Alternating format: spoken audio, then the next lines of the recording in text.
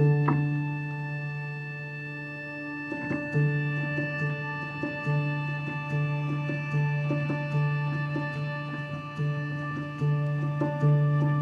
had bought a house before I moved home, so I had a home to come to and left her in Texas by her lonesome. And Scott and Cindy opened up their home, their basement, and Misty moved in with them. Yeah, as a total stranger, the girl that Cameron drug from Texas here, they let me move into their house.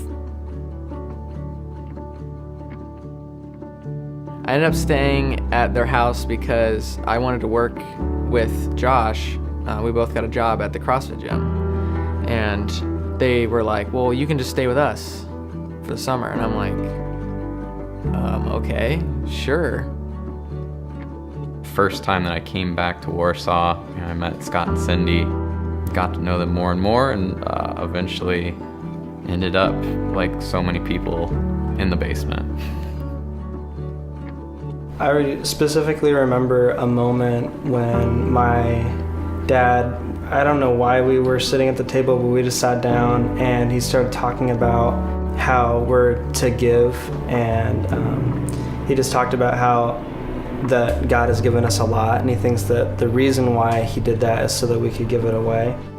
I think it's just kind of both of their personalities. Like they both enjoy doing those things, so they're both gonna, say, hey, let's bring these people in.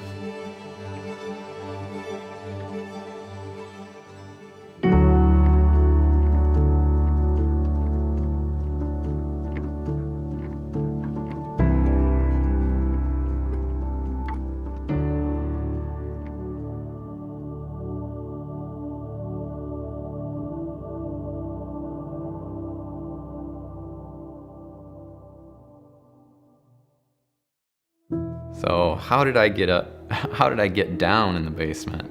Yeah. My wife Erin and I, we decided that we were gonna make Warsaw, Indiana home base. We are not yet married, but on the path to getting married. And it was strange because it was instantly, nope, you go to the basement. Like, what? And well, yeah, lots of people have done this. Well, okay, that's interesting, but it was nice. I think I stayed there about a year, somewhere around there, down in the basement, getting Snickers bars out of the little candy chest. But yeah, it was good. It was a great fit. Cameron never does anything spontaneously. He bought a house without seeing it and moved into it, and Tyler moved into it with him, and I moved in with Scott and Cindy, and just kind of adjusted, I guess, to life here. It was snowy and different, and so Cindy would show me around, and while Cameron was working, and Cindy helped me put together save the dates and wedding stuff, and she was my first friend here. She took me under her wing and supported me and showed me around, and just showed me love. It was a blessing. I don't think they know how much it meant to me. Like before I met the Silveuses, my view of family and stuff was not what it is now, and I am very thankful for the Silveuses to have given that example, not just to me but to everybody that they have come into contact with. It's just like you really feel like you're a part of the family with them.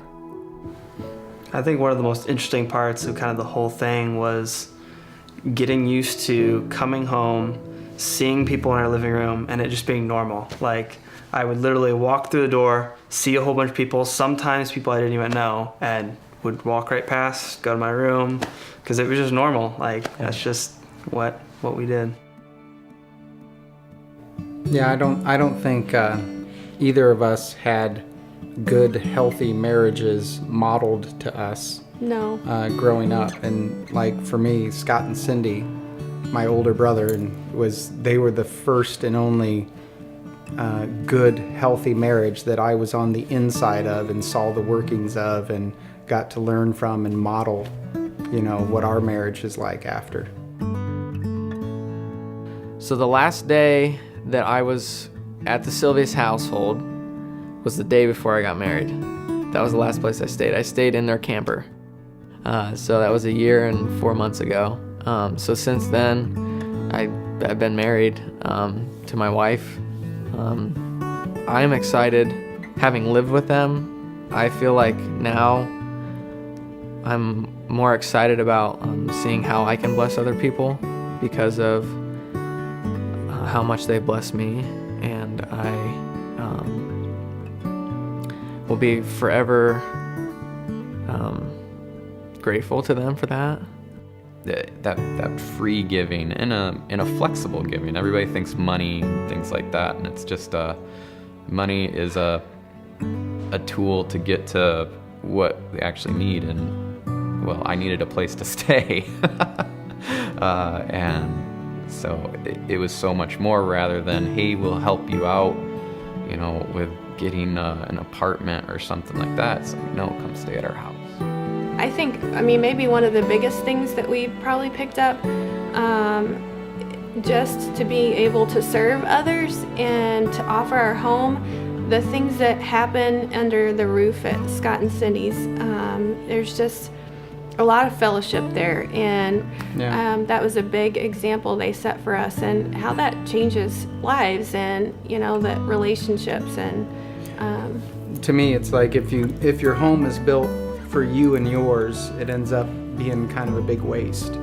And we've always looked at, we wanted our home to be about other people, and that was modeled for us. We learned that from Scott and Cindy and what they did with their home over the years.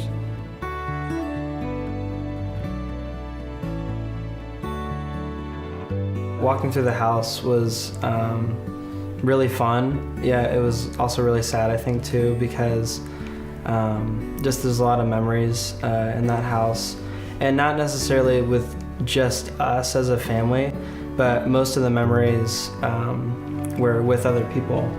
I feel like we developed some traditions too, from people staying. Oh, my mom would make everyone who stayed there watch Gone with the Wind with her in the theater. Yeah. That was their only... It was her requirement. Yeah. She was like, you can stay here as long as you want, but you have to watch Gone with the Wind with me at least once. So yeah, with them moving into a new house, I feel like nothing's really gonna change.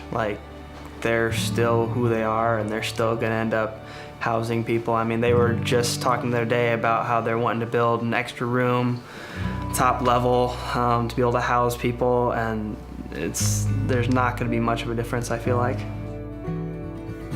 Hi, Scott and Cindy. Sending you love and some sunshine from Florida.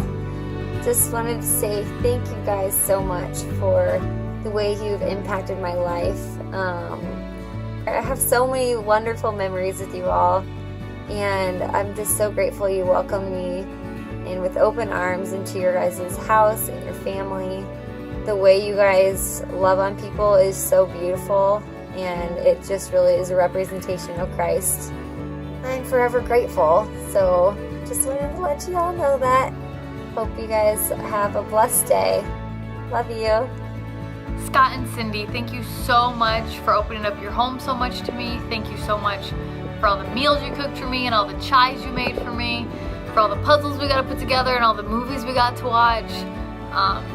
Thank you for really just inviting me in and letting me be part of your family.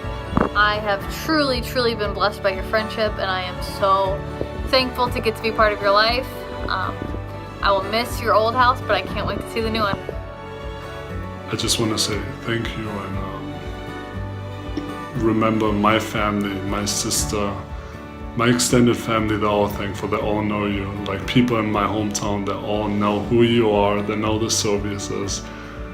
They know the family. They're like, how's your family doing? When people ask me, they're like very interested and they're all amazed what people can do for somebody. Just take a random stranger that has lived in Germany, but then all of a sudden he goes to the US, and it's just a perfect situation to be involved with such a great family. It's definitely a God-given thing, and I just love you all, and God bless you. Thank you. Scott and Cindy, thank you so much. Through the years, your display of generosity to all kinds of people has been a model for people, and for us, we can attest to your generosity as well. We recall fondly and not so fondly the time that you put us up after our house fire. And I've marveled at it through the years and what you've done for people, and so thank you from our bottom of our hearts for what you and did that's for just us. one of many. We could sit here for hours and talk about how hospitable, how Christ-like, how the list just goes on and on of your true love and taking care of others. And we can't say thank you enough, because you've just done so much. That you're the best. We love you dearly. Love you guys.